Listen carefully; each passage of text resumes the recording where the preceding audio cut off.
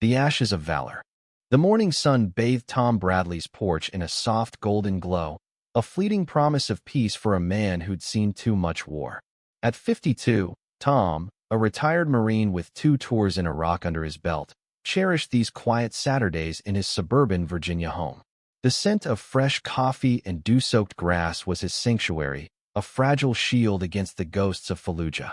But this morning, as he settled into his weathered Adirondack chair, a sharp, chemical stench shattered his calm.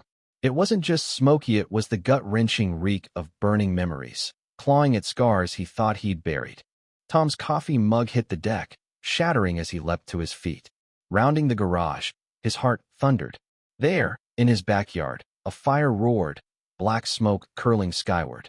2 men in the crisp navy polos of the Pinewood Estates Homeowners Association poked at the blaze with rakes, while Linda Harper, the HOA president, stood watching, her arms crossed, her face a mask of smug authority.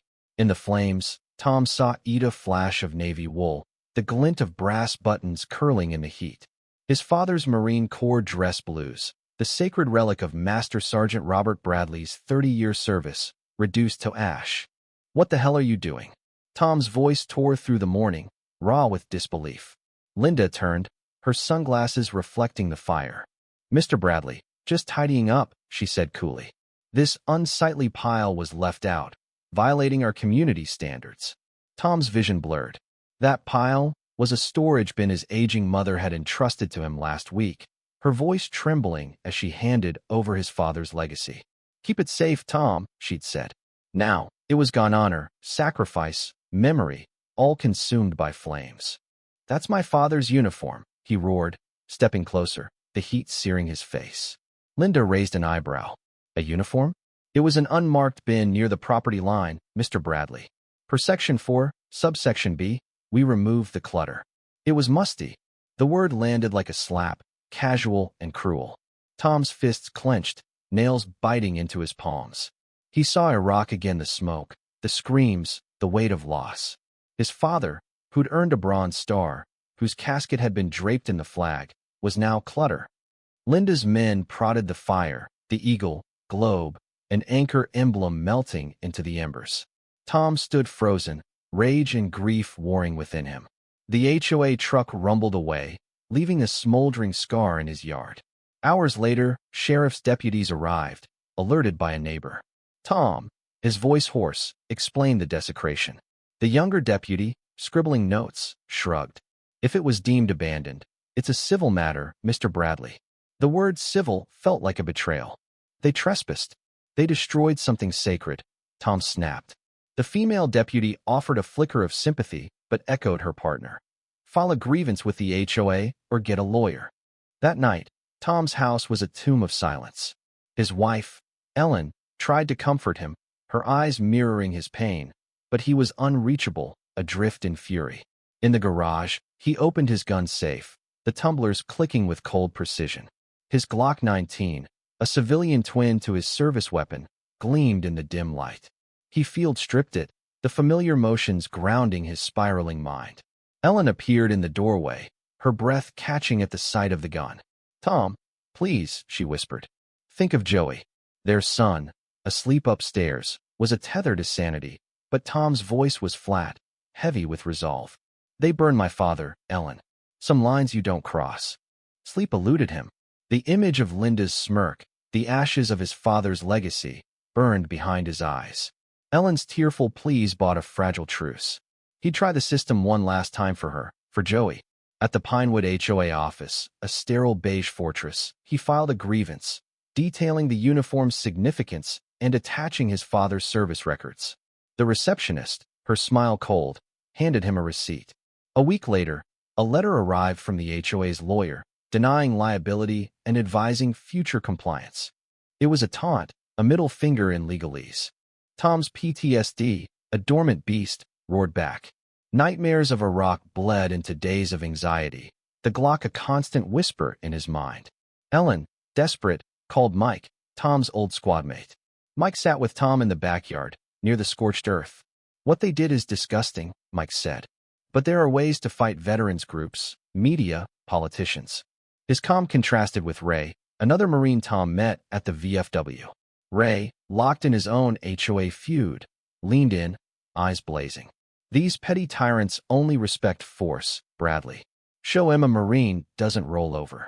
Then, an unmarked envelope Ayurveda leaked HOA email showing Linda's unilateral order to burn the bin, overriding a staffer's warning, and a schedule for her exclusive garden party. Someone inside Pinewood, maybe the nervous clerk Emily, was fed up. The final straw came days later. A $200 fine for a single blade of grass too long, dated the day after the fire. It was retaliation, a petty jab to break him. Tom's laughter was bitter, chilling Ellen. This wasn't just about a uniform Anna Marie, it was war. He drove to Linda's gated mansion, the Glock tucked in his waistband. The party was in full swing, champagne flutes clinking, soft jazz drifting over manicured lawns. Slipping through a service gate, Tom moved like a ghost, the weight of the gun a grim anchor. Linda held court in a silk dress, diamonds sparkling. Tom approached, his voice cutting through the chatter. "Ms. Harper." Her smile froze as she recognized him. "You're trespassing," she snapped, signaling security. Before anyone could react, Tom swept a platter off a table and set the Glock down with a heavy thud. Gasps rippled through the crowd. Linda recoiled, her composure shattered. "You like rules, Ms. Harper," Tom said, his voice low, lethal. "Let's talk about them. My father lived by honor, duty, sacrifice. You burned his uniform like trash." His hand hovered near the gun. "You're going to tell these people what you did. Then you'll apologize to him." Linda trembled, her eyes darting to the approaching security guard. Sirens wailed, closing in. Tom didn't flinch. "I'm here for an accounting," he said. As police swarmed, guns drawn, he raised his hands, sinking to his knees. Ellen's anguished face appeared in the crowd, a fleeting glimpse before he was cuffed and led away. The story exploded. Ex-Marine threatens HOA over burned uniform, screamed headlines. Tom became a lightning rod villain to some, hero to others. Veterans rallied. Hashtags like Honor the Blues trended, and his service photo went viral. In jail, charged with assault and terroristic threats, Tom faced a crushing bail. Ellen, with their lawyer Karen Holt, fought the media storm and shielded Joey from the chaos. The leaked email shifted the narrative. Pinewood's abuses, fines, threats, harassment came to light as residents spoke out. Linda resigned. The HOA faced lawsuits, and the county investigated. Karen argued Tom's PTSD and the HOA's provocation, pushing for a plea probation, counseling. Months later, Tom took the deal, avoiding prison but carrying the weight of his actions. At home, under autumn's golden leaves, Tom rebuilt with Ellen. Their love, though scarred, held. Pinewood's tyranny was broken, Linda a pariah. Tom had forced a reckoning, exposing a rotten system. Justice, he realized, wasn't the Glock or the pleat, was the truth laid bare. Sitting on his porch, coffee in hand, Tom felt a fragile peace. He'd answered the desecration, but the Costellan's fear, Joey's confusion tempered his victory. The world knew his father's honor now, and that was enough. What do you think? Was Tom justified in his drastic actions, or did he cross a line that can't be uncrossed? How should we confront injustice when the system fails? Share your thoughts in the comments below. Let's debate violence, honor, and justice in today's world. Your voice matters.